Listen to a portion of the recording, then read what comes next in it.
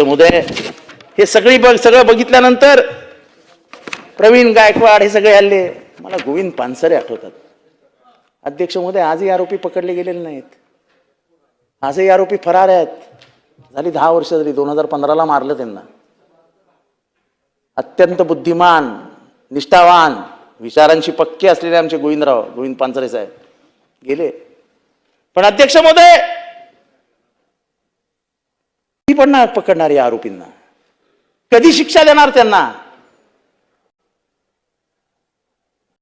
संतोष देशमुखच्या खुनामधला आरोपी कृष्णा आंधळे कुठे हो? योगेश कदम साहेब कुठे आहे? तो गायब आहे की गेला? तुम्हाला काहीच माहित नसेल.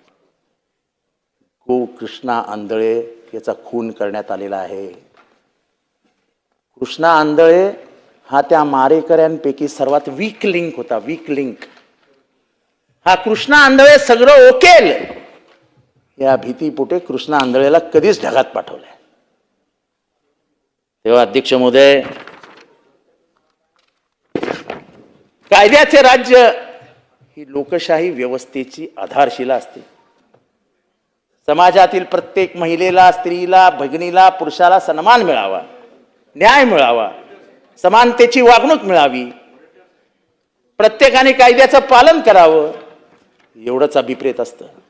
आणि त्याही पेक्षा जास्त सरकारकडनं अपेक्षा असतात न्यायाच्या, सरकारकडनं अपेक्षा असतात कायद्या पालनाच्या, सरकारकडनं अपेक्षा असतात गुन्हेगाराला शासन करण्याचा.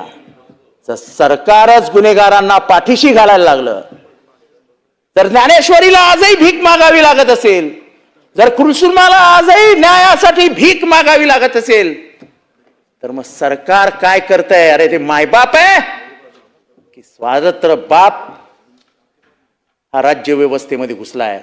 एवढंच मला विचारायचंय. आम्हाला न्याय हवाय. कोसळलेली राज्य व्यवस्था महाराष्ट्राने बघितलेली नाही आहे. तुम्ही या महाराष्ट्रामध्ये बंडाचा आवाज थंड करणार असेल तर महाराष्ट्र हा षंडांचा नाही, एवढा लक्षात ठेवा. शेवटी विद्रोह जन्माला कुठे आला तर तुकारामाने महाराष्ट्रात घातला, हे लक्षात ठेवा. आमची लढाई ही तुकारामाच्या बाजूने, नथुरामाच्या विरोधात आहे, एवढं लक्षात ठेवा कायम. आम्ही लढत राहू. तुम्ही गोळ्या मारण्याचा प्रयत्न केला